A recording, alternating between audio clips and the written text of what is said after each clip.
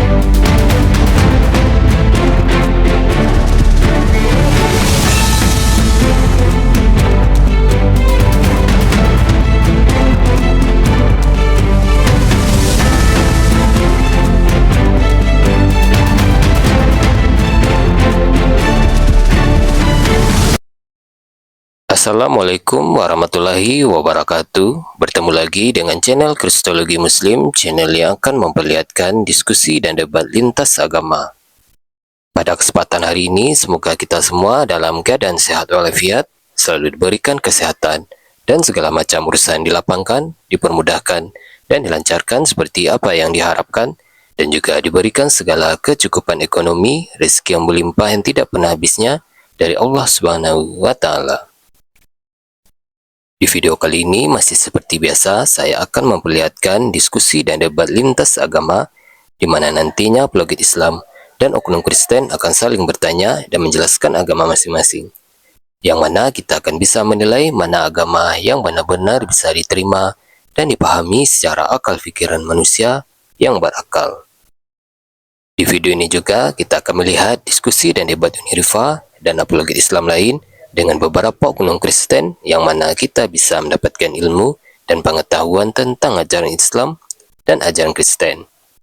Dan bagaimana berjalannya diskusi ini, apakah akan berjalan tenang dan santun atau malah sebaliknya memanas, di mana biasanya oknum Kristen jika tidak sanggup menjawab pertanyaan dan juga tidak terima ajaran dan isi kitabnya dibahas, mereka akan emosi dan marah, bahkan sampai menghujat pribadi atau ajaran.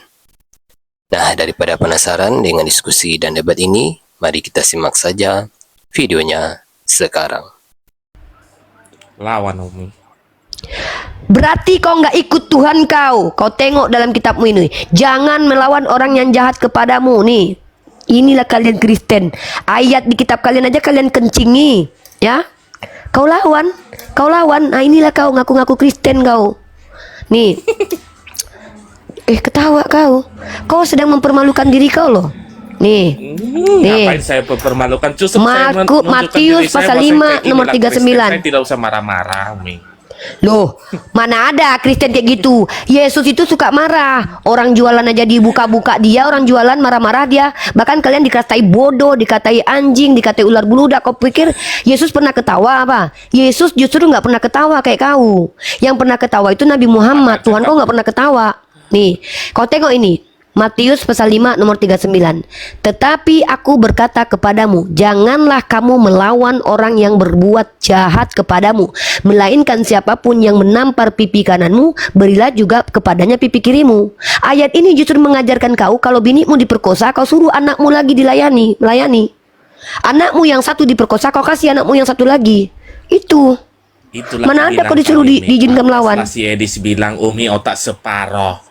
Nggak ngerti arti ayat itu. Dikatakan otak separuh sama orang yang punya otak tapi nggak kepake, itu bukan hinaan, bro. Pipi kananmu ditampar, berikan juga pipi kirimu. Bukan kalau istrimu diperkosa? Kita balas-balas.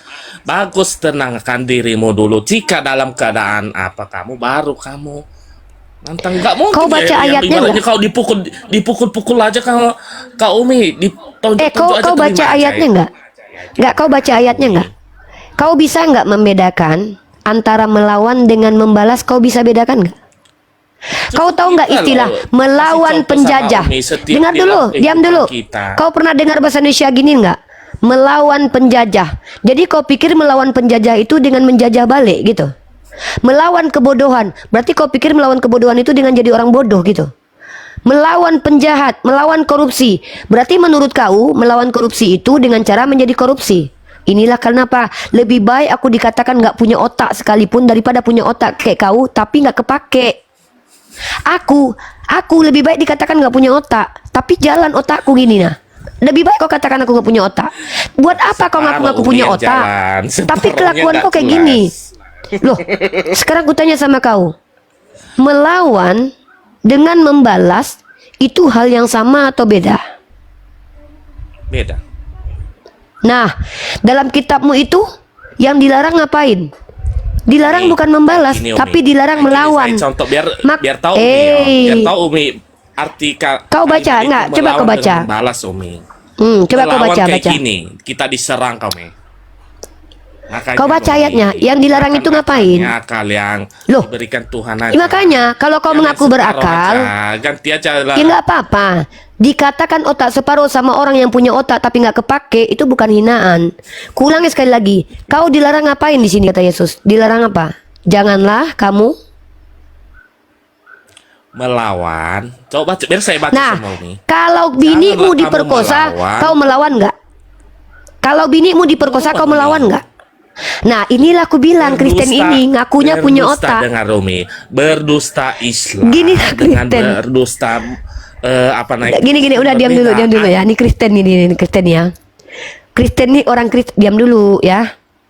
Oten ini teman-teman. Saya memang betul-betul saya tuh nggak habis pikir ya.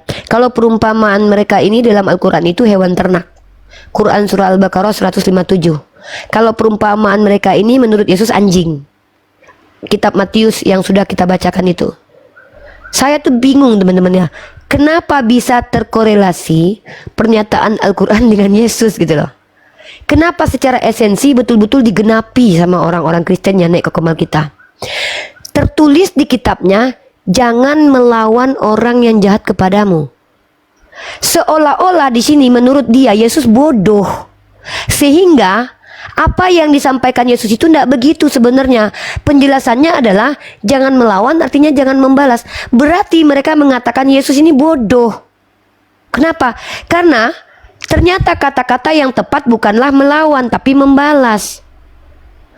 Kristen ini yang menuliskan Yesus bilang jangan melawan. Kristen ini juga yang mengatakan bukan begitu artinya tapi jangan membalas. Berarti dia katakan Yesus bodoh karena Yesus salah menggunakan kata. Padahal kata yang ditulis di situ adalah jangan melawan. Lalu diganti sama dia, maksudnya jangan membalas. Membalas dan melawan itu beda. Membalas itu apabila aku ditampar, aku tampar balik. Melawan itu ketika aku mau ditampar, ku lawan dengan cara apa? Ku tangkis. Tak boleh. Ku lawan itu. Bukan berdiam diri aja ku kasih tampar pipi sebelahnya. Atau ketika kita melawan penjajah, bukan berarti kita jajah balik kampungnya, tapi kita pertahankan negara kita. Inilah umat Kristen.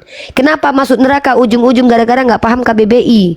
Antara firman dengan yang berfirman tidak bisa membedakan. Antara Tuhan dengan tuman dengan manusia tidak bisa bedakan. Antara melawan dengan membalas tidak bisa bedakan. Antara otak dengan akal tidak bisa bedakan.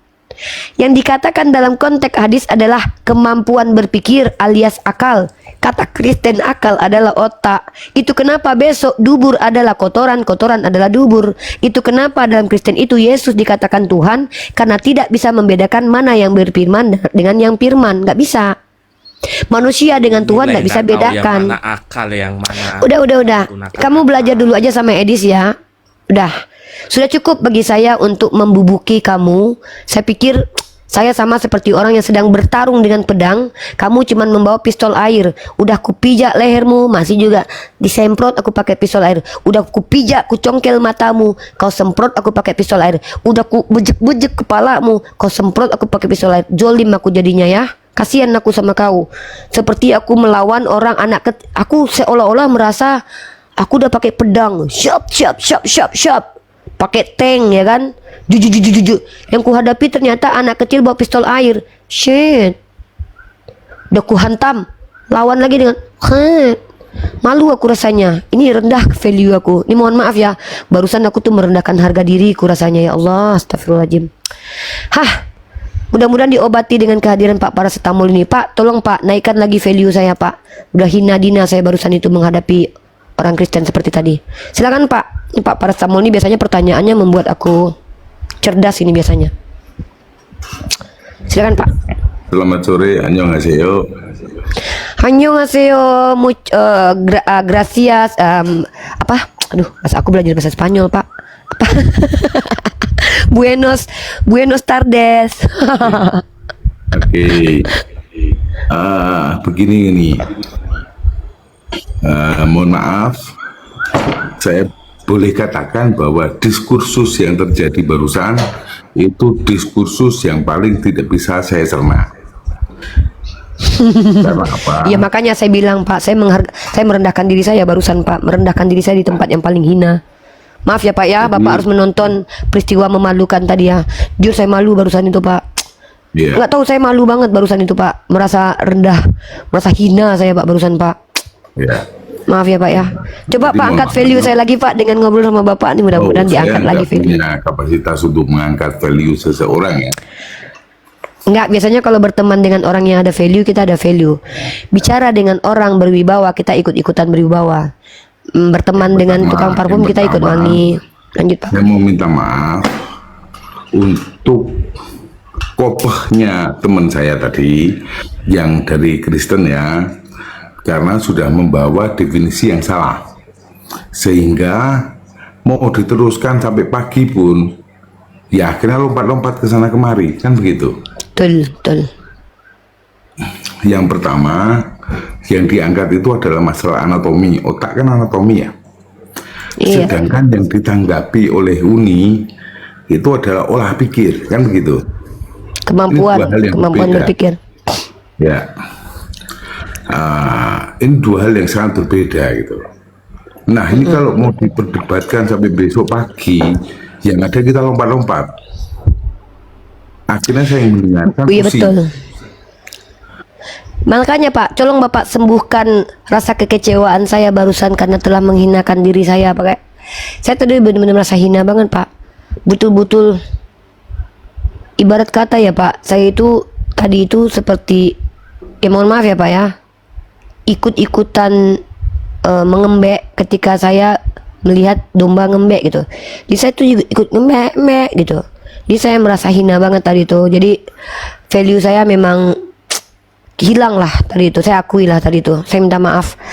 Bapak harus menyaksikan kebodohan tadi itu ya. Salah saya juga sih Pak melanjutkan diskusi dengan saudara Bapak tadi. Ya untuk mengobatinya tolonglah kita ngobrol ya Pak. Mana tahu kepala saya yang ini bisa tersembuhkan gitu loh. Pak, nanti orang Kristen masuk Islam, saya masuk rumah sakit jiwa Pak, ketemu teman-teman Bapak yang kayak gitu. Kita ngobrol ini aja deh. Sekarang Bapak, apa pertanyaan biasanya kalau Bapak ini, kalau Pak Paracetamol bertanya, biasanya pertanyaannya itu mengguncang otak saya biasanya. Mending Bapak tanya. Bapak banyak nanya deh Pak. Biasa saja. Saya cuma menghentikan diskursus yang kemudian tidak ada ujung pangkalnya. Kan begitu ya? Iya betul Pak. Oke lah, saya minta maaf Pak telah menghadirkan. Poin yang pertama adalah saya tidak akan mengkomentari apapun soal Islam karena saya Kristen dan saya tidak tahu menahu soal Islam. Itu yang pertama. Silakan Pak.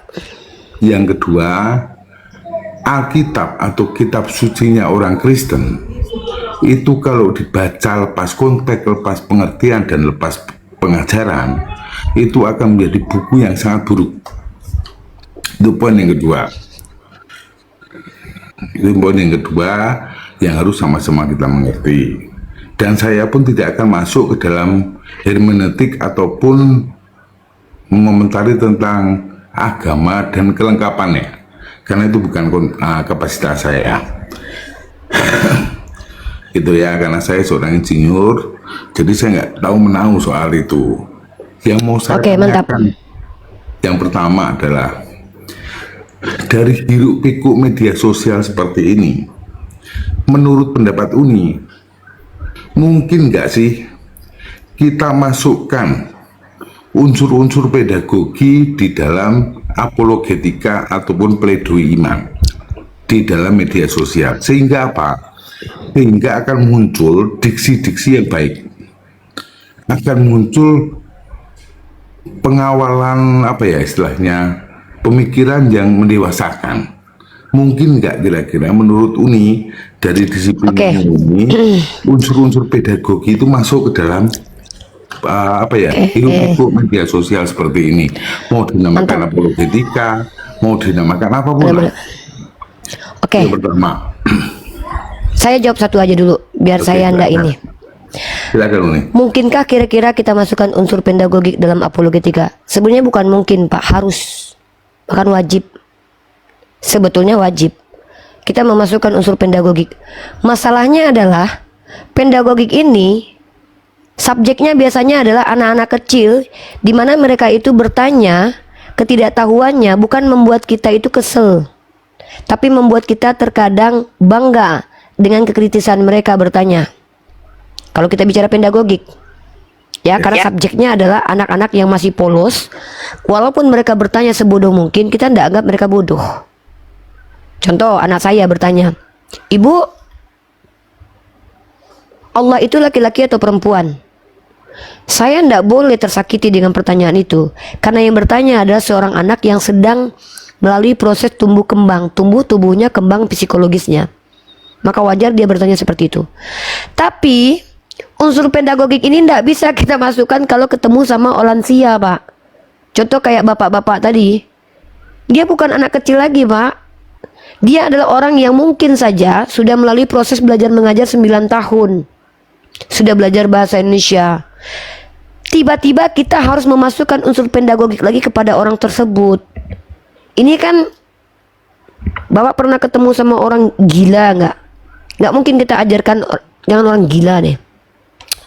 Ya Bapak kalau ketemu sama orang tua, kalau orang tua bertanya sama Bapak, Pak, paracetamol, Tuhan laki-laki atau perempuan? Mungkin jijik Bapak dengarnya mungkin. Orang tua nanya kayak gitu. Atau, Pak, paracetamol, kira-kira siapakah yang melihat Tuhan menciptakan manusia? Ini pertanyaan muncul dari orang tua loh. Maka pertanyaan yang muncul dari orang tua ini membuat orang tua lainnya kesal, termasuk saya. Tapi kalau pertanyaan itu muncul dari anak-anak kecil yang masih polos, maka kita wajib memasukkan unsur pedagogik, karena itu adalah metode yang seharusnya. Nggak ada di dalam kampus itu anak-anak mahasiswa-mahasiswi itu roh sukacita, nggak ada, Pak. Di kampus itu dosen itu tegas. Apa arti ini? Apa etimologinya? Apa terminologinya? Silakan kalian kembangkan. Karena kita bicara kepada orang yang sudah lansia. Tepatnya adalah andragogi. Kita bicara kepada orang dewasa. Tapi yang terjadi adalah yang naik ke komal kita ini, makanya saya punya ini, Pak. Saya punya batasan. Kalau dia 15 tahun ke bawah, biasanya saya tanya, kamu berapa umurnya? 15 tahun ke bawah. Saya pakai metode pedagogik kayak kemarin tuh. Ada siapa namanya tuh perempuan kemarin. Nak, apakah betul kamu mengatakan Tuhan itu diciptakan, Nak? Iya, saya percaya Tuhan diciptakan. Gak mungkin saya seperti yang tadi. Kalau yang tadi itu lansia gak tahu diri. Itu orang yang memang orang bodoh, bangga dengan kebodohannya dan mencoba membodohi orang lain. Banyak kecacatan secara sikap, secara kognitif, bukan cacat kognitifnya ya, berpikirnya. Orang-orang Kristen naik ke atas itu bukan karena mereka bodoh, Pak. Bukan. Tapi karena mereka itu memang ingin mengingkari kebenaran itu. Saya sudah bilang berkali-kali, kalian saudaraku yang Kristen, kalau kalian tuh awam, tanyalah. Lebih baik bertanya. Tidak perlu kalian menjelaskan.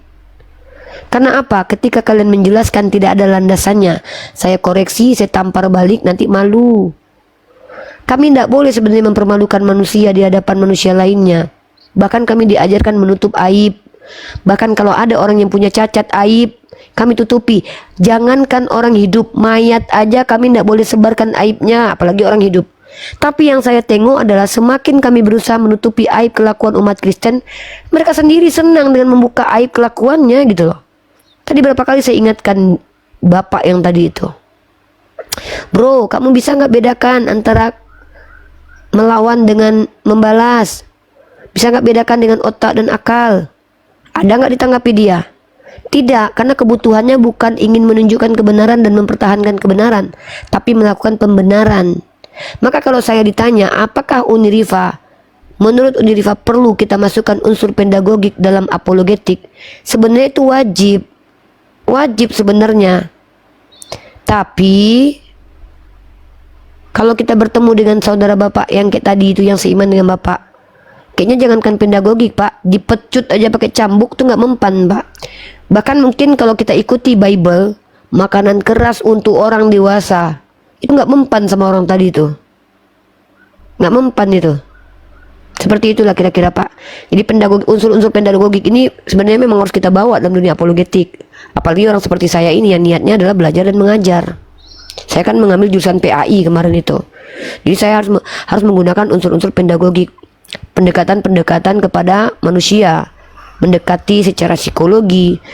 Skripsi saya kemarin itu adalah metode diskusi lintas agama di dalam akun YouTube, TikToknya Yusuf PI. Ada 3 metode berdebat atau diskusi. Satu dengan cara sentimental, heart to heart, sentuh hatinya. Kedua dengan head to head atau rasional. Ketiga high value dengan high value atau akhlak. 3 itu yang saya rumuskan dalam skripsi saya. Tapi kenapa itu tidak bisa berjalan ketika bertemu dengan orang Kristen? Karena subjeknya tidak memenuhi syarat. Orang Kristen tidak memenuhi syarat itu. Makanya di Al-Quran kan dikatakan begitu. Berdakwah, bahkan sebenarnya Nabi Musa alaihissalam itu diajarkan kami oleh Allah. Nabi Musa bertemu Fir'aun aja dengan cara lemah lembut. Betul sekali. Tapi pada faktanya Nabi Musa tidak boleh berperang dan tidak boleh melawan. Boleh. Jadi kita punya pak, kalau dalam dunia perusahaan itu ada SP1, SP2, SP3. Kalau saya sampai 3 kali juga biasanya. Saya tanya sekali, 2 kali, 3 kali. Kalau tidak ya berarti memang minta dicabut pakunya gitu. Seperti itu pak. Mungkin kalau jawaban saya mungkin tidak tepat seperti yang bapak mau, mungkin ditekankan lagi apa yang dimaksud dengan unsur pedagogik menurut bapak. Enggak. Oke, ini karena jawabannya itu yang saya tanya karena subjektif, jadi jawaban itu sebagai sebuah referensi yang baik buat saya. Oke, Uni, yang pertama terjawab. Yang kedua, saya mau mengajukan satu pertanyaan berkait tadi masalah pertanyaan olah pikir tadi ya. Cuman sebelum masuk ke situ, saya akan mencoba mengajukan abstraksi dulu. Abstraksi pertama adalah saya menyatakan bahwa agama apapun itu hadir di dunia ini, itu tidak lahir dalam ruang kosong. Artinya di situ ada nilai, di situ ada budaya, di situ ada interaksi dan lain sebagainya. Nah, sepakat. Pertanyaan berhubungan dengan itu, dengan abstraksi itu, yang tadi dikatakan premis pertama bahwa olah pikir perempuan itu menjadi separuh gitu ya. Apakah itu memungkinkan dipengaruhi sistem sosial masyarakat yang ada saat itu atau tidak? Itu. Oke. Saya akan menjabarkan bagaimana kami memahami munculnya informasi teologi dan informasi agama. Rasul Muhammad SAW itu pak, bukan orang yang memberikan informasi karena hasil penelitian, bukan karena hasil olah pikir, bukan karena mengkaji situasi dan kondisi. Dalilnya mana? Apa yang disampaikan oleh Nabi Muhammad itu konteksnya wahyu. Jadi informasi arahan dari Allah langsung. Terdapat dalam Al-Quran hadis, dan juga perbuatan beliau. Artinya, beliau itu tidak mempedulikan tradisi, konteks sosial, tapi beliau adalah orang yang memberitahukan apa yang Allah kehendaki untuk dilakukan. Namun, perlu kita pahami, ketika Tuhan memberikan aturan, pastilah berkaitan dengan konteks sosial dan budaya. Kenapa? Karena mustahil Tuhan memberikan aturan itu merugikan orang dalam konteks sosial dan budaya. Contohnya begini. Dalam tradisi manusia ada namanya tradisi poligami. Ternyata Al-Quran itu ada dua nih tradisi yang kita lihat sebelum Islam muncul. Ya, saya ambil satu tradisi poligami, kedua perbudakan, ya, yang ketiga minum alkohol. Nah, maka Islam datang di tengah-tengah ruang lingkup sosial yang sudah dipengaruhi oleh berbagai macam aspek budaya, pemikiran manusia. Muncul itu menjadi solusi pada waktu itu, karena ini datang dari Tuhan. Maka pada waktu orang sedang tradisinya berpoligami, saya kasih contoh. Pada waktu Rasulullah hadir, perempuan itu dinikahi boleh di atas 4. Ada yang punya istri 10. Ada bahkan tradisi agama Samawi diakui oleh Yahudi. Nabi mereka menikahi atau tokoh-tokoh Bible mereka punya istri sampai 1000. Itu tradisinya. Ternyata Al-Quran hadir di ruang lingkup di mana poligami itu menjadi tradisi. Namun apa yang dilakukan oleh Allah? Apa yang diperintahkan oleh Allah? Yang diperintahkan oleh Allah itu adalah batasi perempuannya akan dinikahi dengan cara dimaksimalkan 4, kecuali kau Nabi. Karena Nabi tentu ada privilege. Walaupun Nabi saya punya privilege, Nabi saya tidak sampai 100 bininya. Nah, yang kedua adalah karena itu urusan dunia, karena itu urusan sosial, ya implikasinya nanti akhirat. Yang kedua adalah Allah memberikan penegasan, kalau kau tidak bisa berlaku adil kepada anak yatim ketika kau nikahi mereka, itu berbahaya bagimu, dosanya besar sekali. Maka lebih baik kau nikahi wanita yang kau senangi, 2, 3, atau 4. Tapi kalau kau tidak mampu, maka kau nikahi satu saja. Di sini, di mana tradisi perempuan dijadikan objek seksual, Al-Quran membatasi bahwa perempuan itu bukan objek seksual. Anak yatim perempuan itu punya hak. Perempuan yang kalian nikahi itu punya hak untuk mendapat keadilan. Justru di sini agama Islam hadir untuk meluruskan pandangan yang keliru yang menjadi tradisi orang pada waktu itu. Mustahil ini dari pemikiran Nabi Muhammad. Kalau ini pemikiran dari Nabi Muhammad, maka harus diakui Nabi Muhammad bukan orang biasa loh. Hadir dalam ruang lingkup masyarakat sosial yang sudah sangat porak-poranda dan bobrok, kemudian memperbaikinya. Kalau ini pikiran Nabi Muhammad, berarti Nabi Muhammad bukan orang biasa. Dia adalah tokoh yang luar biasa pemikirannya. Masalahnya kan dia adalah orang yang ummi, yang tidak pernah belajar tentang. Dia memiliki kecerdasan, betul. Bukan berarti dia juga orang yang suka-sukanya memberikan ide dan gagasan. Itu yang pertama. Yang kedua, artinya memang sosial budaya itu mempengaruhi wahyu turun. Mempengaruhi wahyu turun, itu fakta. Waktu sosial budaya orang minum miras, Sayyidina Umar Ibn Khattab mengadu kepada Rasulullah, "Ya Rasul, ini orang minum mabuk juga nih," kurang lebih begitu diksinya. Maka kemudian turunlah ayat Quran mengharamkan walaupun setetes miras, walaupun memang ada sedikit manfaatnya. Ini bukti memang Al-Quran itu datang untuk kebutuhan manusia karena sesuai dengan kondisi psikologis dan kondisi sosial. Kenapa? Tentu Allah tahu bagaimana Allah mengajarkan manusia. Tidak mungkin Pak, tidak mungkin begini ya. Ini saya aja deh gini. Saya tahu anak saya itu sudah terbiasa makan durian, makan manis-manisan. Saya yang kasih dia, saya yang biarkan dia makan manis-manis. Dia makan manis-manis, dia makan Oreo, dia biasa. Nggak mungkin Pak langsung saya bilang, berhenti kau makan gula, besok kau sakit gula. Kalau itu saya lakukan, Pak, ada kok anak saya akan membalik kepada saya, kurang ajar ibu ini, biadab ini ibu nih, aku udah dikasih makan enak tiba-tiba berhenti. Enggak. Maka unsur pedagogiknya kita sebagai orang tua itu bukan dengan cara langsung menghentikan, tapi kita arahkan dulu, nak, ini ada penyakit sakit gula namanya, nak. Lihat, nak, ya, aku yang salah telah membiarkan kau makan manis. Ya bukan berarti Allah salah membiarkan orang salah, ya tidak. Buktinya Allah menurunkan rasul, tapi manusia yang salah. Tapi kalau kita bicara konteks manusia, tentu kita salah. Makan juga yang manis, kubiarkan kau makan yang manis, ternyata kau sakit gula. Maka pelan-pelan secara pedagogi kita ajarkan. Tidak mungkin kita langsung putus, tidak boleh kau makan gula. Itu akan membuat anak akan menolak kita.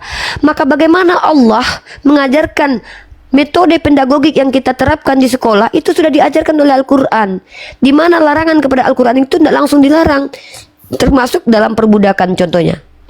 Perbudakan itu hal yang mustahil dihindari, Pak. Mustahil. Dan saya yakin ini bentar lagi Venezuela itu sudah dijajah, diserang sama Amerika nih. Kayak kalian bayangkan deh. Seandainya kita bayangkan terjadi, ini andai-andai ya, ini pernah terjadi loh, bukan nggak pernah terjadi. Perang dunia pertama itu terjadi, perang dunia pertama terjadi. Kita nggak tahu perang dunia ketiga kapan. Tapi kalau kalian lihat berita sekarang, Venezuela itu sudah ditangkap presidennya sama Amerika. Seandainya Rusia menyerang Amerika, maka Rusia tentara-tentaranya itu akan menghancurkan sektor-sektor Amerika. Misal, maka perempuan dan anak-anak itu akan menjadi tawanan. Kalian pikir negara Rusia akan mengatur memperlakukan tawanan? Betul-betul dong tawanan Amerika? Kalian pikir kalian menjamin anak-anak perempuan Amerika yang dijajah sama Rusia itu tidak akan diperkosa, tidak akan disetubuhi, bergantian sama tentaranya? Psikologis para tentara itu gila-gila loh. Makanya waktu perang dunia pertama, perang dunia kedua, banyak di antara mereka yang otaknya bermasalah, ODGJ. Makanya dulu kalau saya tidak salah, waktu perang Jepang dulu diberikan pelacur-pelacur untuk menyenangkan mereka itu. Bahkan kondisi pelacur-pelacur itu mengerikan, ditampar, dihajar. Maka Islam hadir karena Allah tahu bahwa ini manusia-manusia ini akan berulang seperti ini. Perang dunia pertama disusul perang dunia kedua. Dan kita tidak tahu perang dunia ketiga itu kapan. Dan desas-desus perang dunia ketiga sudah kita cium aromanya sekarang, di mana para negara-negara beragama Kristen itu sudah menyiapkan misil-misilnya. Berarti mereka sudah punya rencana dan wacana. Nah, Islam itu tidak mengharamkan perbudakan langsung, tapi perhatikan cara Islam, cara Allah mendidik kita. Ketika pada masa perbudakan itu menjadi tradisi, apakah ada haram memiliki budak? Tidak ada. Tapi apa kata Allah melalui lisan Rasulullah? Ya, kondisi budaya pada waktu itu menghalalkan perbudakan. Apa kata Rasulullah? Ada jalan yang berat tapi baik, yaitu memerdekakan budak. Kemudian ketika ada sahabat yang ketika dia menjihar ya istri-istrinya, apa hukuman bagi mereka? Kau merdekakan budak. Pelan-pelan Allah mendidik secara pedagogi kepada kita ini ya, menggunakan metode pedagogik dengan kasih sayang, dengan pelan-pelan ya, dengan lemah lembut. Allah mendidik kita supaya jangan panggil budakku, panggillah saudaraku, panggillah saudariku. Nikahilah budakmu itu, berikan mahar kepada mereka, setarakan mereka dengan orang, bebaskan mereka. Inilah Islam ajarkan. Makanya memang betul wahyu itu turun sesuai dengan kondisi psikologis dan kondisi sosial.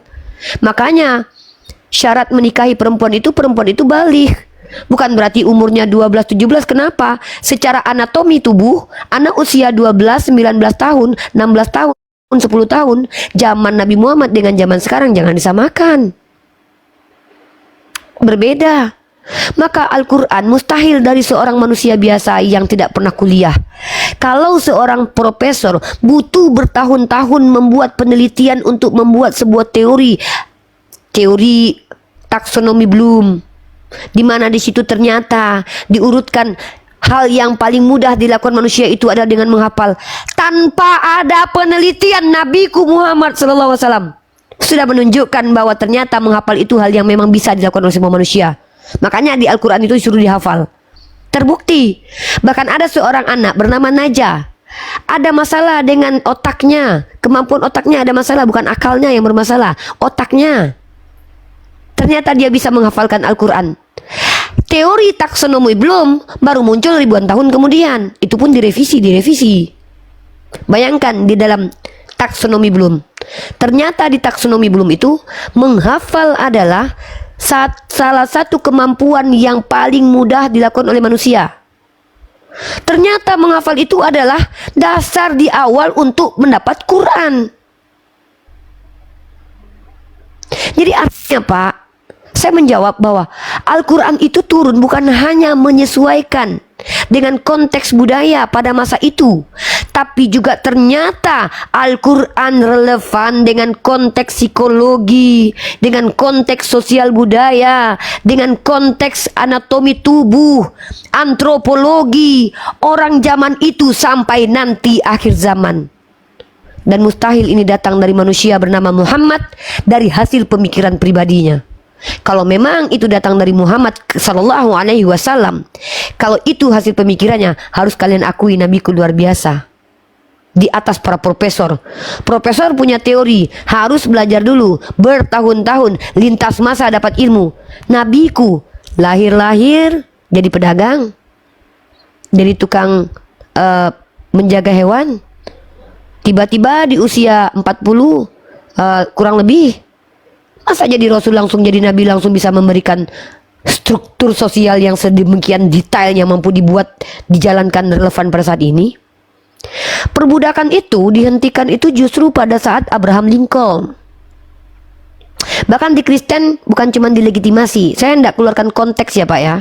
Ini fakta, realitas secara tekstual, kontekstual. 1 Petrus pasal 2 nomor 18-19. Perbudakan itu justru diajarkan di Kristen. Tutorial menjadi budak. Di Islam tidak diajarkan tutorial jadi budak. Di Islam diajarkan untuk memperlakukan budak. Mustahil ini datang dari manusia biasa. Jadi saya jawab sekali lagi, betul firman Allah Ta'ala yang datang kepada baginda Rasulullah Muhammad SAW betul-betul menyesuaikan sesuai dengan konteks sosial, psikologi. Metodenya Rasulullah mengajarkan kepada suku Badui dengan bahasanya, berbicara dengan kaum kafir dari kalangan petinggi Quraisy dengan caranya, berbicara dengan sahabatnya dengan caranya. Karena Nabi Muhammad SAW memang adalah orang yang cerdas, tetapi segala informasi hal yang berbau hal-hal yang memang adalah hukum syariat itu bukan dari pemikirannya, melainkan itu karena beliau adalah seorang yang diberikan wahyu. Seperti itu Pak. Silakan Pak Prastamo dilanjut. Terakhir pertanyaan ketiga nanti saya kasih ke Grasted Pak biar nggak lama dia nunggu. Oke, yang terakhir Umi ya, sebelum saya masuk kepada closing, saya tidak akan masuk ke geopolitik ataupun tadi apapun yang dijelaskan oleh Uni Rifa ya, karena saya juga tidak memahami konteks geografikalnya. Yang saya mau tanyakan adalah satu garis bawah tentang kata privilege. Kata kuncinya adalah privilege. Nah, yang pertama, apakah privilege dalam konteks ini, dalam terminologi Islam itu sama dengan maksum? Satu. Yang kedua, apa pentingnya privilege untuk seorang nabi? Ya, dua hal itu aja. Yang pertama adalah maksum itu apakah korelasinya dengan privilege? Yang kedua adalah pentingnya apa privilege untuk seorang nabi? Terima kasih. Maksum itu artinya terjaga.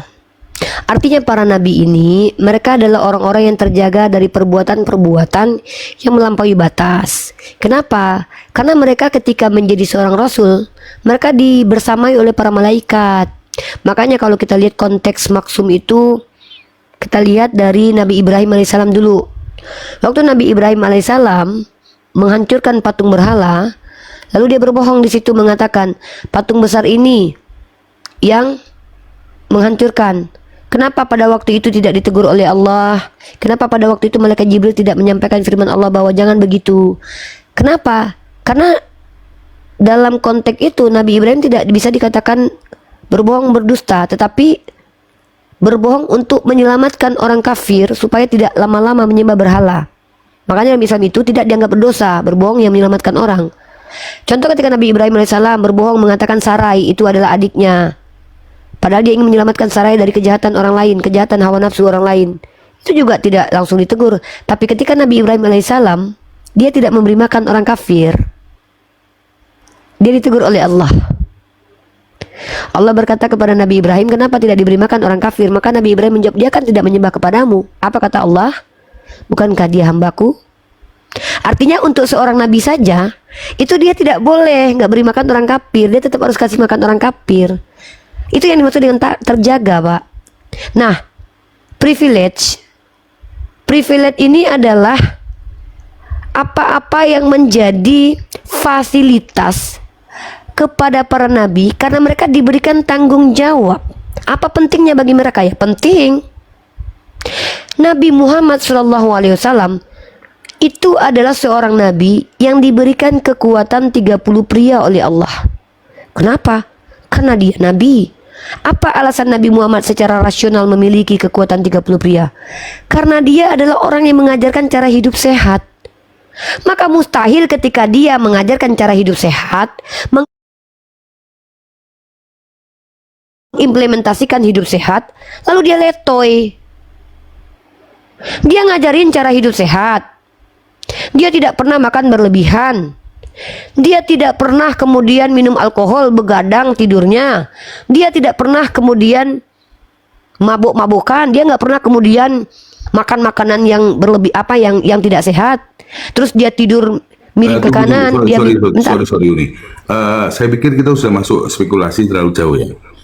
Ya udah deh, saya potong aja deh langsung. Apa pentingnya privilege kepada Nabi? Ya karena dia juga diberikan tanggung jawab yang besar. Tentu dia punya fasilitas dari Allah sebagai seorang Nabi, sama seperti presiden. Masa presiden mau disamakan sama kita rakyat jelata? Secara rasional aja kita tahu ketika dia punya tanggung jawab besar, dia punya fasilitas, punya mobil anti peluru gitu. Tentang masalah sedikit Pak, enggak kalau Bapak sedikit. Tadi Bapak sabar, kalau untuk kali ini saya mohon Bapak sabar sedikit aja, biar nggak salah paham. Nanti dipotong saya orang salah paham. Nabi Muhammad SAW itu diberikan kekuatan 30 pria contohnya. Kalau dia ternyata tidak boleh menikah lebih dari satu, kemana mau disalurkan dia? Maka ini bodoh Tuhan berarti ini. Diberikan dia kekuatan melampaui, tapi kemudian dia tidak boleh menyalurkan. Nah ini na'udzubillah min dzalik, itu tidak mungkin terjadi. Maka karena Allah tahu bahwa baginda Rasulullah Muhammad SAW ini mampu ya, maka dia diberikan izin. Contoh, kalau ada seorang pria Islam, dia menjaga dirinya, ototnya kuat, lalu kemudian karena dia ototnya kuat, masa dia mau disamakan sama orang lain? Ada si lemah, ada si kuat, sama-sama bawa gas 3 kilo aja. Nggak masuk akal. Saya kalau jadi bos punya karyawan yang satu badannya kuat, yang satu badannya lemah, ya udah kau bawa gas 3 kilo aja, kau bawa gas 20 kilo. Disinilah kita punya otak. Lah kita aja tahu membedakan mana kemampuan orang yang mampu mengangkat dan tidak. Masa Tuhan bodoh? Kan nggak mungkin. Maka wajarlah nabi-nabi itu punya privilege. Di antaranya mereka boleh menikahi karena mereka tidak akan melampaui batas. Di antaranya mereka boleh mengambil harta perang karena mereka tidak akan melampaui batas, karena Allah sudah tahu orang ini, yang nabi ini, walaupun diberikan privilege dia nggak akan ambil itu. Makanya di surga itu kita diberikan makanan yang kita mau, karena ahli surga itu nggak mungkin kemaru, karena mereka adalah orang-orang yang bertakwa di dunia apalagi di akhirat.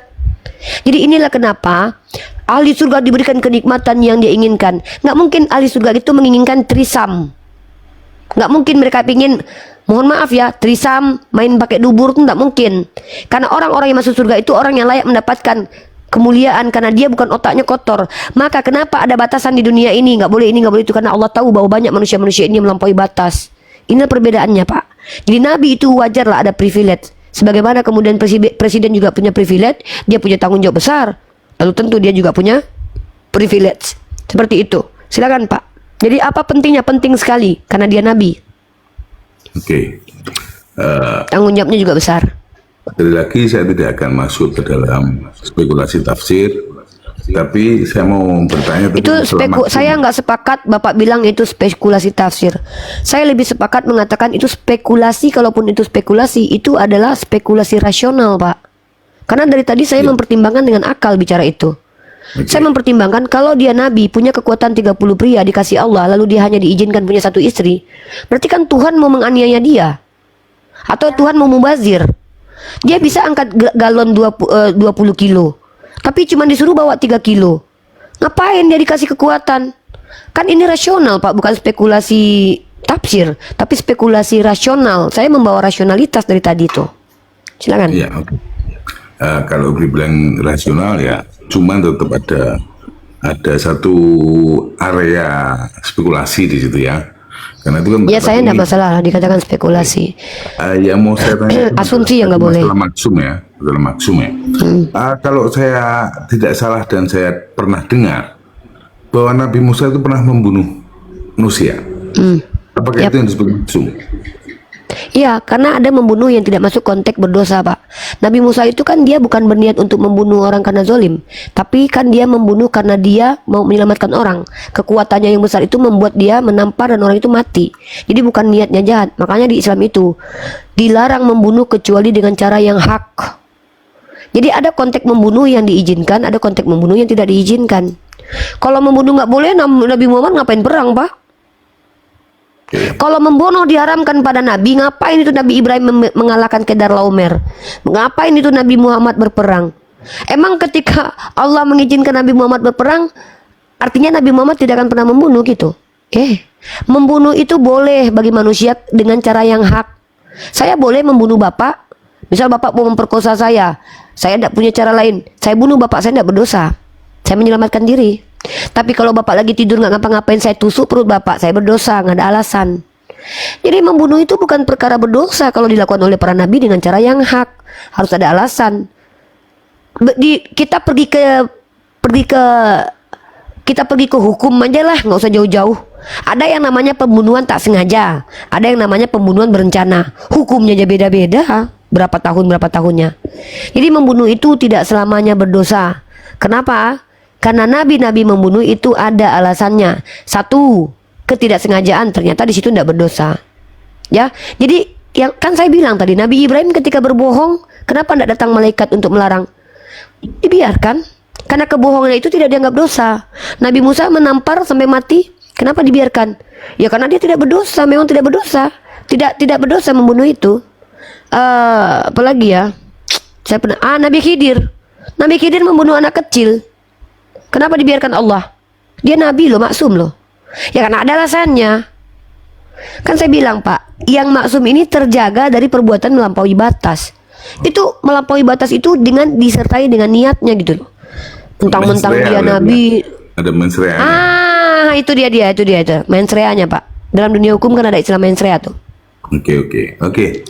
Mungkin cukup dari saya. Yang lain mungkin terlalu banyak nunggu nanti. Terima kasih untuk pembicaraannya dan mohon maaf menyita waktunya. Monggo silakan yang lain. Gak apa-apa, terima kasih. Terima kasih sudah menyembuhkan kekesalan saya karena menurunkan value karena berdebat dengan kawan bapak yang tadi ya. Saya merasa terhina tadi itu. Istighfar saya, ya Allah, ternyata benarlah kata Rasulullah.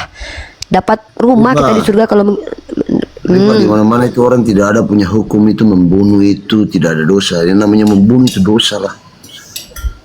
Kalau gitu kau berdosa berarti Tuhan Bapak membunuh anaknya, berarti dosa Bapak itu. Kau jangan kabur, kau jangan mengaburi itu. Kau biasa bilang sama kau itu bicaranya sembarangan kau itu. Kau bicaranya sembarangan kau. Di mana-mana dosamu diampuni dengan cara dibunuhnya Tuhan. Ya berarti Tuhan Bapak berdosa karena telah membunuh Yesus. Siapa yang memberi napas untuk kita hidup? Tuhanku lah.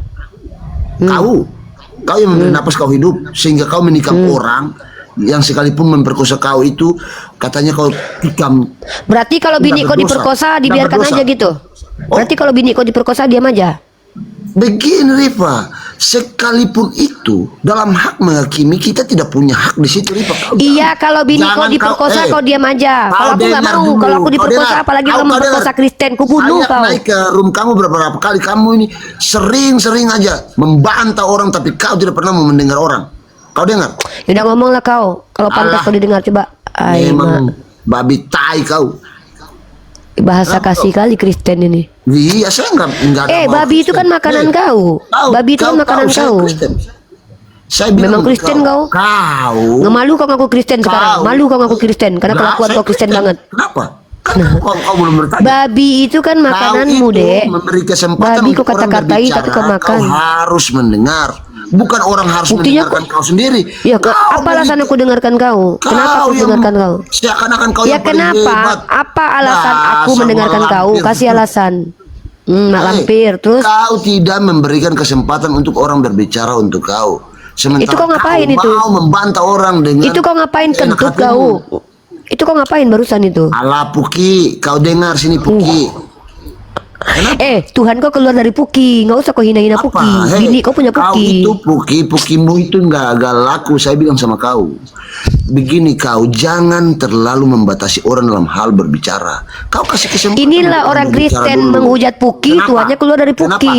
Kenapa? Begini saya tidak membawa Tuhan dalam hal apa. Tuhanmu dalam keluar hal- dari Puki, jangan kau hina-hina Puki, tahu Puki Kudus. Kau kemarin hebat-hebatnya ini perempuan Padang lonte kau memang anjing kau memang itu. Kau itu nanti mati nanti kau mati ditenggelamkan oleh air. Oke, terima kasih. Mau ditenggelamkannya aku guys. Enggak, Mau kamu nanti ditenggelamkannya mati aku. tenggelam di air.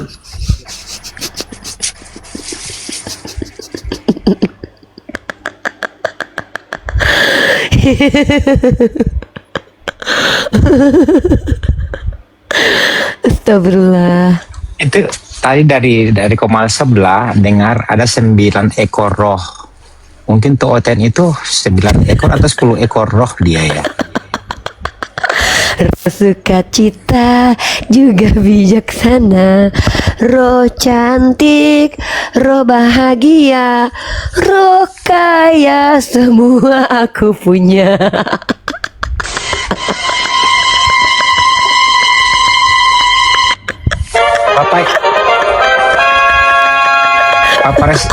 Pak Parasitamol ini pertanyaannya keren loh. Bisa dilanjutin biar kita dapat ilmu pengetahuan. Tapi tadi hiburan kak. Aduh lucu kadang-kadang memang luar biasa ya. Aduh, nggak sia-sia aku baca Bible ya.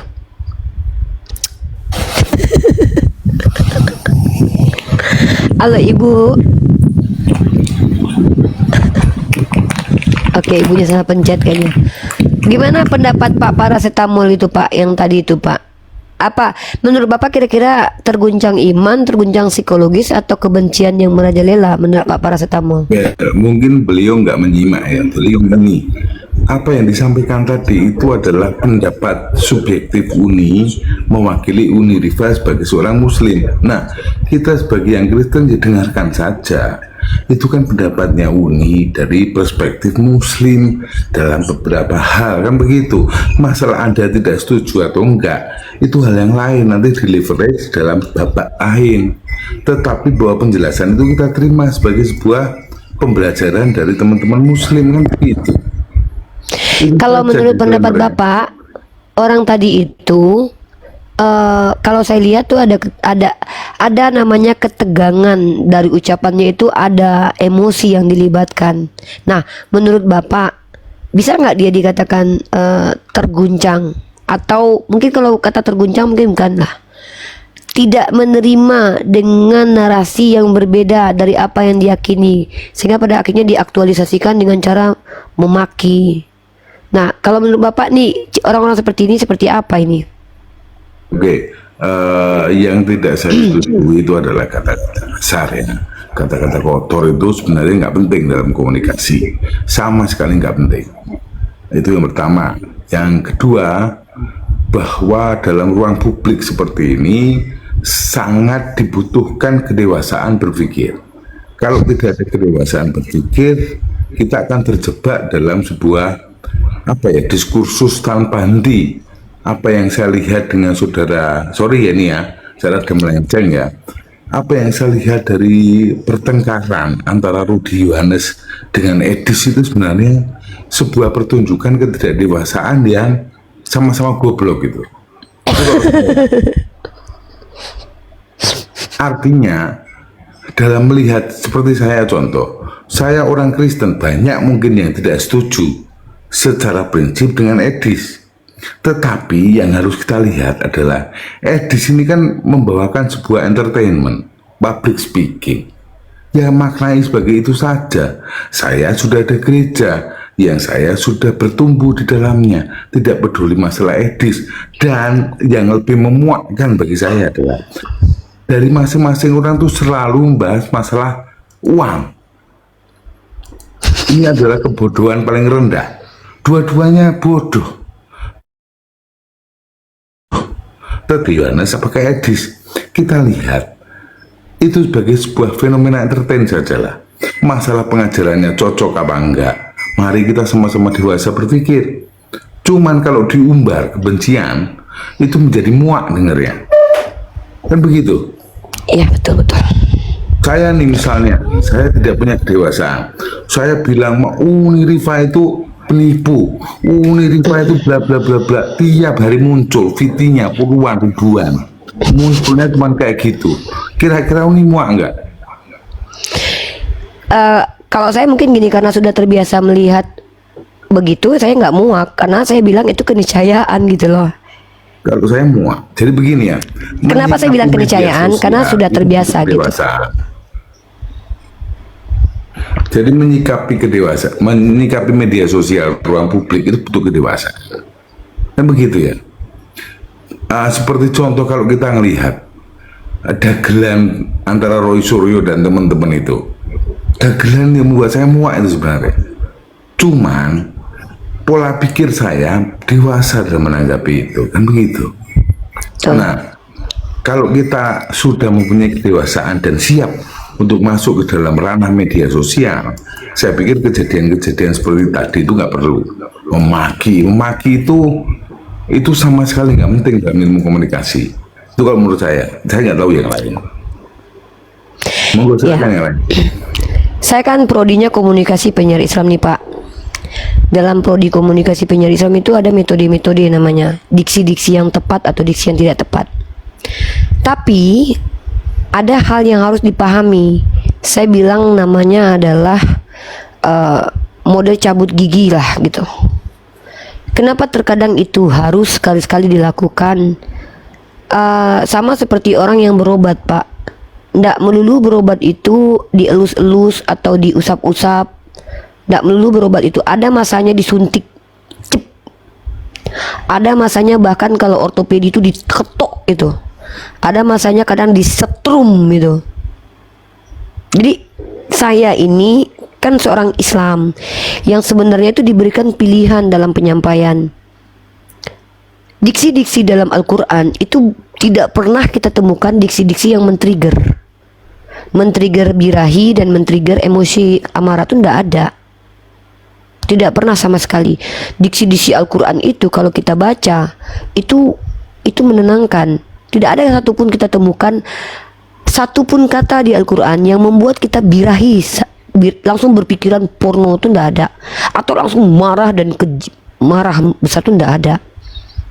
Tapi karena saya ini adalah seorang yang berkomunikasi menghadapi banyak orang dengan karakternya masing-masing, terkadang saya harus tunjukkan ketika saya mirroring dengan diksi yang kurang lebih sama, itu kebalik. Saya kasih contoh yang tadi.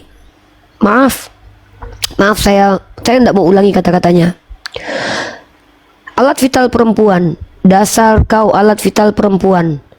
Saya tidak perlu lagi memaki dia dengan mengatakan, iya alat vital kau juga, nggak perlu.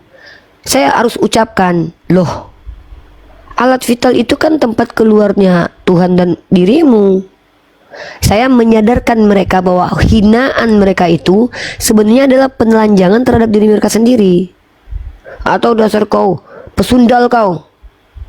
Saya tidak perlu bilang mamakmu pesundal. Dulu pernah saya lakukan itu Pak, saya akui itu dulu pernah. Mamakmu yang ini, itu saya terbawa emosi. Anggaplah bahwa itu saya ketidakdewasaan saya. Karena kadang perempuan ini boleh Pak, boleh kanak-kanak perempuan ini, dibolehkan kami ya, kami kan perempuan.